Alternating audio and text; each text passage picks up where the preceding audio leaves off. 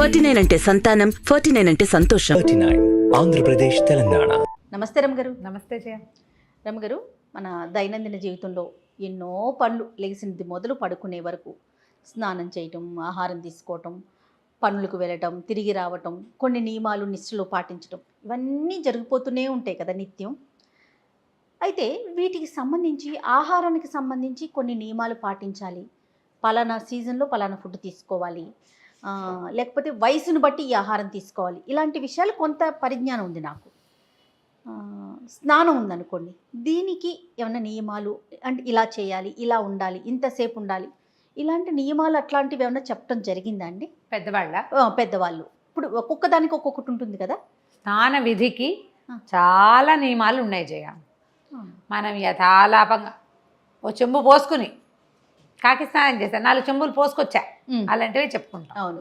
2 మగ్గులు నీళ్ళు దిమరించుకుని, ఓ చెంబడి నీళ్ళు దిమరించుకోవటం, అక్కడ 2 బాల్చీలు నీళ్ళు ఎత్తి పోసుకోవటం, నెత్తి మీద నువ్వు దగ్గర ఓ చెంబు పోసుకోవటం, బాత్రూంలోకి వెళ్ళిన 2 నిమిషాల్లో కాకిలాగా ఇలా పోసుకొని అలా వచ్చేయటం చేస్తాం మనం. అవునవును. టైంని బట్టి, పని అవకాశం, అలవాటు, తర్వాత అవగాహన, ఇవి ఉండాలి. అలవాటు అందరికీ ఉంటుంది. స్నానం సాధారణంగా మనకి హిందూ ధర్మంలో స్నానం చేయకుండా కొన్ని పనులు చేయకూడదనే ఒక నియమం ఉంది. అవును. అందులో దేవతార్చన, వంట, భోజనము, దేవాలయ సందర్శనము, ఇతరత్ర ఇళ్ళకి వెళ్ళటం, పనిలోకి వెళ్ళటం, ఇవన్నీ వేరే. మెయిన్ మనకు అవసరమైంది ఆహార స్వీకారం. స్నానం చేయకుండా అన్నం తినటం ఏమిటి అనిపిస్తుంది. అవును కదా, అరగదు, ఆరోగ్య సమస్య వస్తాయి. మీరే చాలాసార్లు చెప్పారు ఈ మాట. అన్నం తినాలి అంటే ముందు స్నానం చెయ్యాలి. ఓ చెంపు పోసుకొని పుట్టుకోమని రమ్మగారు, ఓన్లీ అన్నానికైనా ఎలాంటి ఆహారానికైనా మనం స్నానం చేసి తీసుకోవాలా? కడుపు నిండుగా అన్నం తింటే నీళ్ళు పోసుకోకూడదు, ఖచ్చితంగా రూల్ అది. నీకు సిస్టమ్ చేయ. మనం ఆహారం తీసుకున్నాం కానీ ఏమవుతుంది, ఒంట్లో ఉన్న రక్తం అంతా పొట్ట వైపుకు పరిగెడుతుంది. అంతేగా, శక్తి కోసం. శక్తి అది లోపల అరిగించడానికి సిస్టమ్ అంతా పొట్ట మీద కాన్సన్ట్రేట్ చేస్తుంది, వేడెక్కుతుంది లోపల. మరి పని చేయొద్దు మెషిన్. అంతేగా, ఇదంతా నువ్వు ఎన్నేసావో, పప్పు, కూర, చారు, పచ్చడి, మధ్యలో అపడాలు, వడియాలు, చపాతీలు, పూరీలు, ఇంకేంటో నానా గోత్రాలు, పళ్ళు, అందులో పాయసాలు. మరి ఇదంతా అరగదీయటానికి మెషిన్ పని చేయొద్దు, వేడెక్కుతుంది. నీళ్ళు పోసావు, ఏమైంది? చల్లబడిపోతుంది. ఒకేసారి ఏమవుతుంది, మనం మంట మీద నీళ్ళు చల్లితే ఆరిపోతుంది, డైజెషన్ గంగలో కలుస్తుంది, నీటిలో కలిసి వెళ్ళిపోతుంది. అందుకని ఎప్పుడు తిన్న తర్వాత పిల్లలు కూడా కడుపు నిండా పాలిచ్చి నీళ్ళు పోయకూడదు. అవును. కాసిన పాలిచ్చి నీళ్ళు పోస్తారు, తర్వాత కాసేపు నిద్రపోయి కొంచెం ఒకసారి కదలంగానే అప్పుడు పాలిచ్చేసి పడుకోబెడతారు. పొట్ట ఖాళీగా ఉండి బొజ్జ ఏడుస్తోంది అంటారు, నీరసం వస్తుంది పిల్లలకి. ఆకలి పొట్టతో నీళ్ళు పోస్తే నీరసం వస్తుంది. అందుకని కొంచెం ఇచ్చి, కాసిన పాలిచ్చి నీళ్ళు పోసాక నీళ్ళ మాగన్నుగా నిద్రపోయి కొంచెం లేస్తారు, అప్పుడు పొట్ట నిండా పాలిచ్చి పడుకోబెట్టచ్చు. పసిపిల్లలది ఇది సాధారణ నియమం. వాళ్ళకి సాలిడ్ పెట్టి నీళ్ళు పోయకూడదు, డైజెషన్ పాడైపోతుంది. పిల్లలు అనారోగ్యంగా ఉన్నప్పుడు మనం కూడా వామిటింగ్స్, మోషన్స్ అవుతుంటే ఒళ్ళు పరపరా తోముకోకూడదు, ఒక చెంపు పోసుకోవాలి అంతే. కానీ సాధారణ స్నాన విధి తాపీగా చేయాల్సిన విధి. అవునా రమ్మగారు?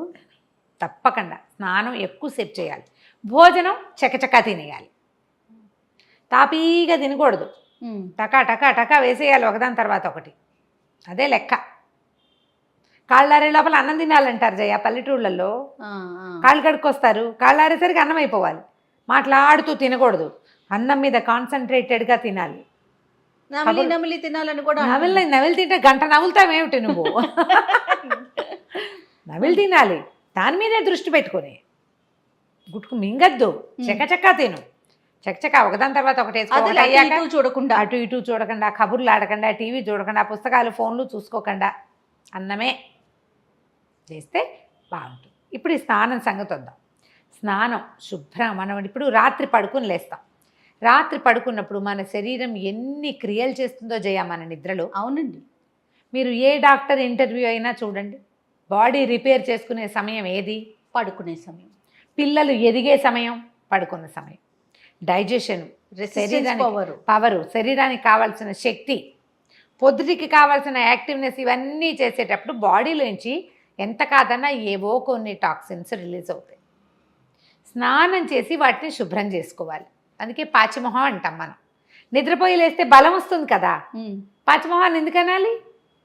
అవును, ఇది వస్తాయి బయటికి. ఆ, అందుకని చక్కగా శుభ్రంగా స్నానం చేసి చక్కగా దేవతార్చన చేసుకుని, లేదా అర్చన లేకపోతే ఒట్టిగా పూజ పునస్కారం సింపుల్గా చేసి ఓ దీపం వెలిగించి ఓ ధూపం చూపించి ఓ దండం పెట్టి, ఇవేమీ వద్దు, ప్రత్యక్ష నారాయణ మూర్తికి ఒక నమస్కారం చేసుకుని తర్వాత క్రియల్లో పడు. అన్నం తిను, వంట చేసుకో, పని చేసుకో, ఏదైనా చేయి.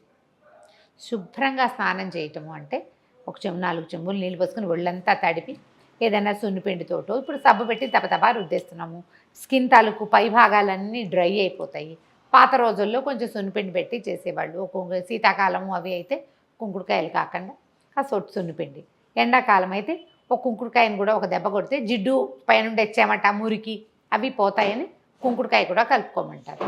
సున్నిపిండి చేసి పెట్టుకోవటం, శుభ్రంగా ఒళ్ళంతా తోముకొని బాగా మర్దంతో నీళ్ళు పోసుకోవటం. ఇదివరకు తప్పకుండా ఆయుర్వేదంలో ఏం చెప్తారంటే ఒంటికి ప్రతిరోజు అభ్యంగనం చేసి స్నానం చేయమంటే అంత టైం ఏది, కనీసం వారానికి ఒక్కరోజు ఒక శనివారం నాడైనా నువ్వుల నూనె చెవిలో వేసుకోవటం ఒక చుక్క, ముక్కులో వేసుకోవటం ఒక డ్రాపు, ముక్కులో కూడా వేసుకోవచ్చు.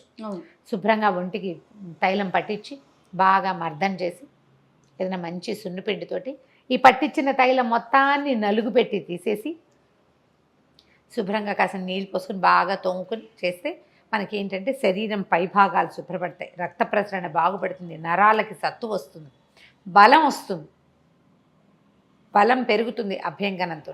కొంచెం చబ్బీగా ఉన్న వాళ్ళైతే బాగా బలంగా నలుగు పెడితే సన్నబడతారు, గట్టిగా అవుతారు, శరీరం గట్టిపడుతుంది, క్లీన్ అవుతుంది, కీళ్ళకి వాటికి మంచిది. ఇన్ని రకాల ప్రయోజనాలు ఉన్నాయి. రోజువారీ స్నానం కూడా చక్కగా ఒళ్ళు కొంచెం గట్టిగా బలంగా తోముకుని స్నానం చేస్తే శుభ్రంగా ప్రతిరోజు స్నానం శుభ్రంగా చేయాలి. తదేక ధ్యానంతో స్నానం చేయమంటారు. స్నానం చేసేటప్పుడు పెద్దగా ఇప్పుడు సంగీతాలు వింటున్నారు పిల్లలు, స్నానం చేసేటప్పుడు కూడా ఫోన్లు వెళ్తున్నాయి బాత్రూంలోకి. అలా చేయొద్దు, స్నానాన్ని శ్రద్ధగా చేయొద్దు. కార్నర్స్ అన్నీ చక్కగా శుభ్రంగా తోముకోవటం, సబ్బుని మురికిని ఎలా వదిలించావో సబ్బుని కూడా అలాగే వదిలించటం. ఉదయకాలం చన్నీళ్ళు, సాయంకాలం వేడి నీళ్ళు చెప్పబడతాయి. పొద్దుటిపూట చల్లటి నీళ్ళు, ఎప్పుడు కూడా చల్ల ice water, hot garam water కాదు. అవును, పొద్దున సుమారైన చల్లటి నీరు, రాత్రి కొంచెం వెచ్చటి నీరు. బాత్ టబ్లు అవకాశాలు ఉన్నవాళ్ళు అవకాశం ఉన్నవాళ్ళు చేయొచ్చు, ఆ అవకాశం ఏం లేని వాళ్ళు ఇలా చేయొచ్చు. నేను ఎప్పుడైనా బాగా ప్రయాణాలు అవి అలసిపోతే ఎప్సమ్ సాల్ట్ వేసుకుంటాను నీళ్ళల్లో. బాత్ సాల్ట్స్ అని దొరుకుతున్నాయి ఇప్పుడు, ఆ నీళ్ళల్లో వేసుకుని వాటితో నిదానంగా ఒక్కో చెంబు పోసుకుని తాపీగా స్నానం చేస్తే అలసట తీరిపోతుంది. నెగిటివ్ ఫోర్సెస్ ఏమైనా బాడీ మీదకి చేరితే అవి కూడా పోతాయంటారు. నాకైతే అది చాలా బాగుంది అనిపిస్తుంది. ఓ బకెట్లో కాస్త ఉప్పేసి అందులో కాళ్ళు పెట్టుకున్నా కూడా మనం రిలాక్స్ అయిపోతాం, నెగిటివ్ ఫోర్సెస్ తగ్గిపోతాయి మన మీద ఉన్నవి.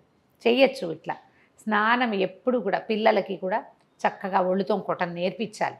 బ్రష్ చేయటం ఎట్లా నేర్పిస్తాం అట్లాగే కార్నర్స్, మోచేతులు, మోకాళ్ళు, లోపల భాగాలు, మెడ, వీపు. చాలామంది వీపు అస్సలు తోముకోరు. చక్కగా ఇంత పొడుగాటి బ్రష్లు దొరుకుతాయి. మా చిన్నప్పుడు ఏం చేసేవాళ్ళని తెలుసా, నవారు పట్టి ఉంటుంది కదా, నవారు తెలుసా, మంచం నవారు. ఆ నవారు ఇంత ముక్క బాత్రూంలో ఉంచుకునేవాళ్ళం. ఎవరి నవారు వాళ్ళదే, వీపు తోముకోవటం కోసం. ఓకే, ఏదైనా పట్టీతోటి. ఇప్పుడు ఇంత పొడుగాటిది వస్తున్నాయి. మా చిన్నప్పుడు నవారు పెట్టి తోముకునేవాళ్ళం. పాత పద్ధతి. ఇందులో మడ్ బాత్ అవి చెప్తారు. ఈ మట్టి దొరుకుతుంది, ఒండ్రు మట్టి, దాన్ని బాగా ఒంటికి పట్టించి స్నానం చేయటం. చర్మరంధ్రాల్లో ఉన్నదంతా మురికంతా పోతుంది. అంత పెద్దవి చేయలేకపోతే నూనె రాసుకుని స్నానం చేయొచ్చుగా.